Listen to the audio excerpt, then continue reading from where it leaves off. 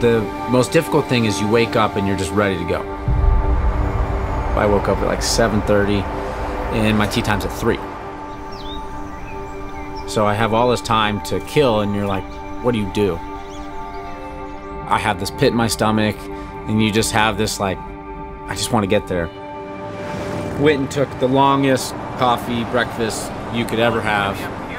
And I drove all the way to Malibu and kind of just did like this pretty drive, hung out, walked around in Malibu, and then drove back. And then as I got back, it was like, okay, we have an hour before we have to go. So now I'm gonna get into my normal routine of doing a meditation, doing some visualizing, getting my clothes ready, getting all the food ready for the day.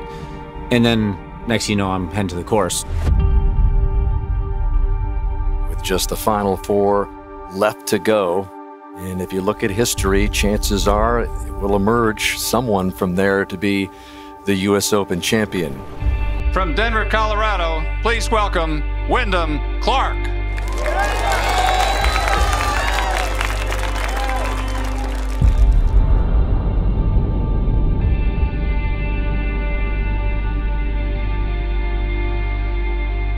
I haven't seen any of this, by the way, so it's my first time watching it. My swing looks great.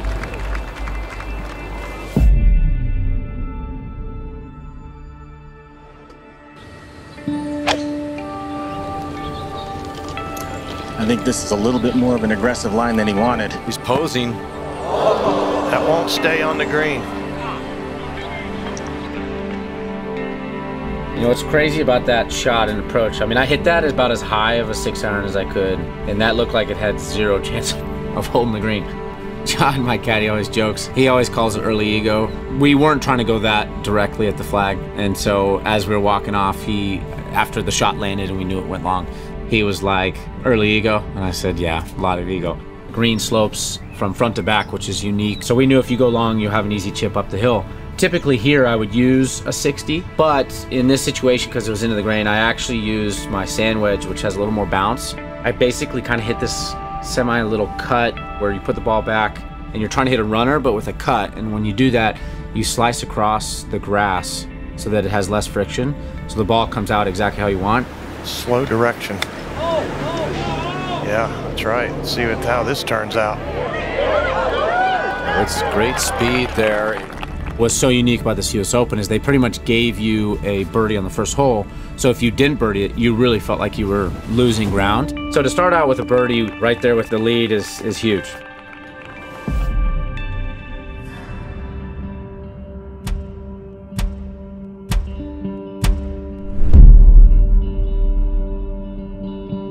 Before the tournament, I came a week prior to play with my buddy PJ, who's a member there, who's a good player. We went and played it and he goes, you always go for this. And he goes, but never hit it on the green. Ideally, you want to hit it short and right. Even if it's in the rough and even if it seems like it's not great, you're always going to have a chance to make birdie. Versus guys that try to land it on the green or lay up, he's like, that's when you make big numbers on this hole. In his mind, he was like, just play to this spot. You're a great wedge player. And from there, get up and down. Yeah, he's going out to the right. He's trying to drive this on the front edge. He's gone for this every day. They're asking for it to cut a little bit and not totally throw with a line, and it just didn't cut enough. It just dumps into that really heavy stuff. The toughest shots in golf are when you have not that much green to work with and you have a lie that you don't know how it's going to come out. Nota, what kind of lie is this for Clark? Yeah, it's a manageable lie, Zinger, but as we've seen over the last couple of days, it's not sitting on the ground. You know, short's not a good miss. You err on going past the hole. Had the face open and John was like, hey, let's just give ourselves a look. We've been putting great all week. On those ones, especially with my 60, I feel like because I have so little bounce, I can actually go in and dig it out of the ground and get rid of that uncertainty of a lie. And it was one of those when Riza came out, I was like, oh yeah. Well, that is so good right there. It is really good. It's funny now looking back at this and watching it, how easy maybe I made it look, but in the moment it was not that easy.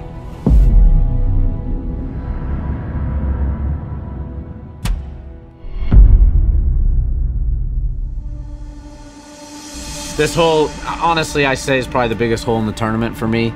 I knew I was probably doing well. I was like, well, no one's going to be better than 2 or 3 under through the first 6 holes. And based on the noises, I didn't hear many roars. So I was like, okay, I think we're doing good. And I hit a great tee ball. And what sucks is I was trying to hit the exact shot I hit. I just wanted to start it about 10 yards farther right. We wouldn't even be sitting here talking about this hole. He's tugged this one. This has got to carry. Oh, nope, that's in the barranca, and that looks some high grass right there. Oh wow, I didn't realize it pretty much landed up top. Are you kidding me? Yeah, that's it's tough to watch. Lie was good. The only thing that was tough is I couldn't see the ball. And John, being a good caddy that he is like, hey, you know what? Birdie's kind of out of the way. Let's just get it on the green. If we make a 25-footer, 20-footer, great. If not, we get a, no harm, no foul.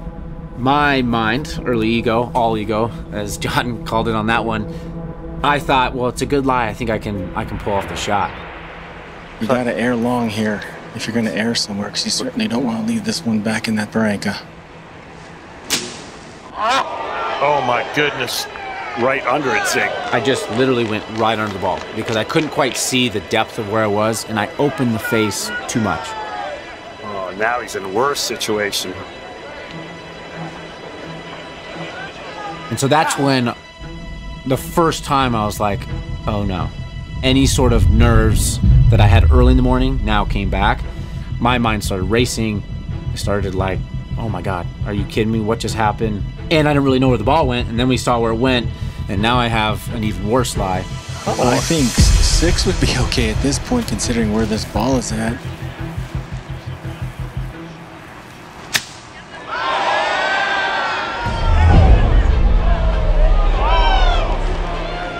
His second shot missed by 1 yard of being fantastic.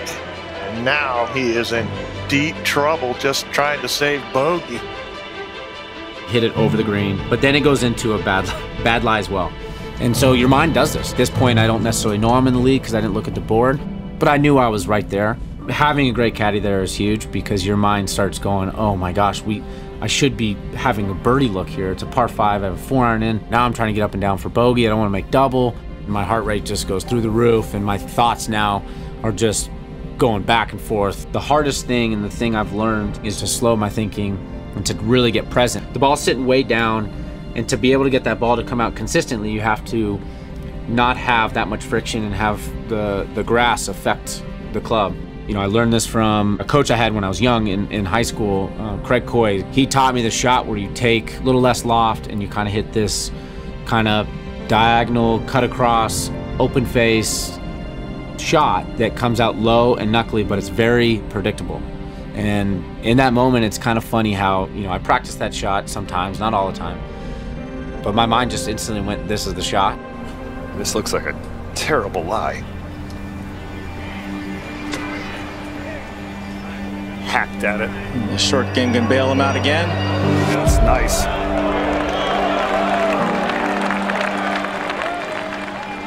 It was crazy as I felt like I now had momentum going into the next hole, which sounds kind of weird that you'd say, well, you just made bogey in a par 5, how do you have momentum? For me mentally, it's like, all right, I can do this. If that's the adversity for the day, we can keep going and I can move on.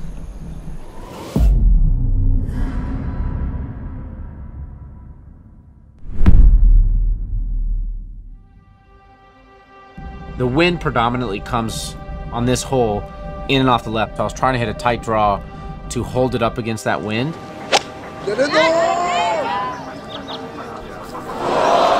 Nope, too close to the edge. Then I miss it left, and you're like, oh, that's the only spot you can't miss it. Yeah, it's not great, primarily for the reason that his feet are going to be on one level, sort of closer to the bottom of the sand, and the ball's going to be a good 8 to 12 inches above that, which is really going to flatten out that shaft and want to grab that heel. I find myself in a pretty tough spot. It was a good lie. It's just the stance was tough. If I went at the hole, I had more grass on the left side of the ball to where then it was a tougher shot, and my stance would have been tough, and it's a really short, delicate shot to where I needed height and softness, so I needed a big swing, and when you do that, you bring more margin for error if I went at the flag. But if I went left, I had less grass behind the ball, and then the lie actually became easier, so I could control the shot better. That's where I think what happened on the previous hole got me back into that slow thinking and be able to focus on the next shot at hand.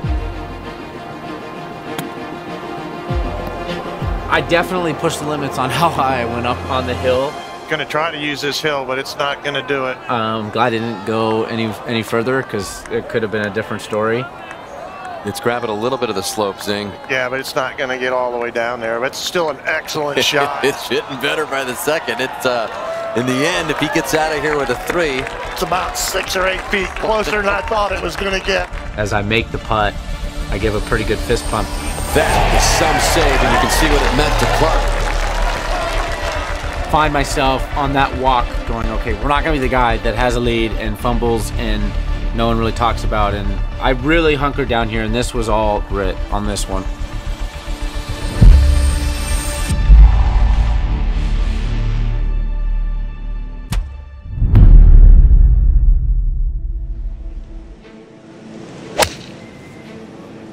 Exactly what he's tried to do, but it is not cutting.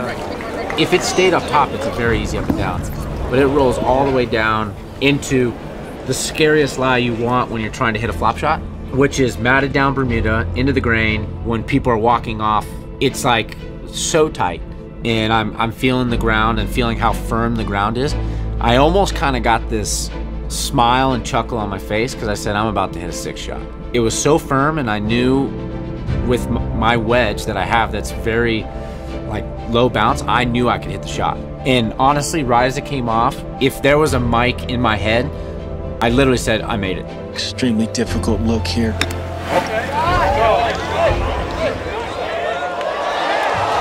a shot that was. From that tight Bermuda lie down there. It was an amazing shot. This was probably difficulty-wise the hardest up and down I had all week. And, you know, probably, I'd say probably the best up and down of my career. Boy, those saves at 9 and 11. If he goes on to win, he'll certainly remember those.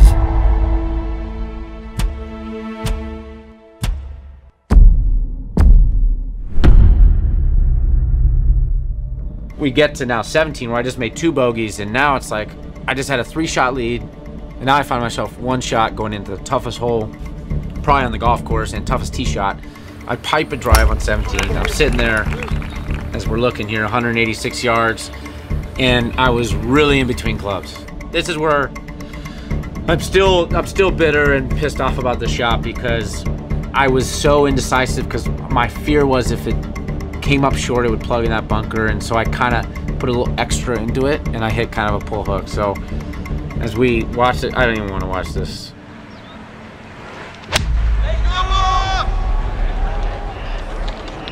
I'm like, are you kidding me?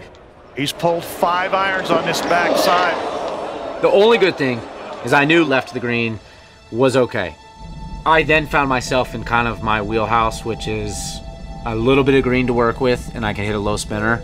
That's kind of one of my specialties. And that's what John told me. In any given moment, if we weren't in the US Open on the 17th hole with 1-shot lead, you would never think twice about getting this shot up and down. And so it was a great reminder, because it got me back into like, yeah, you're right. Screw the moment. Let's just hit the shot that I know I can hit. This shot by Clark. Oh, he's had incredible touch around the greens.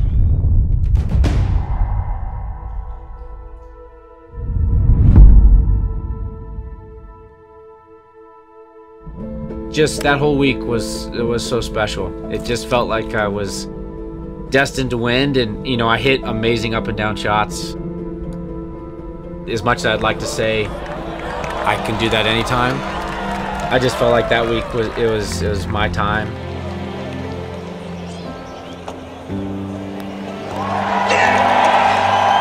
Who takes down all the stars in Los Angeles to win the United States Open.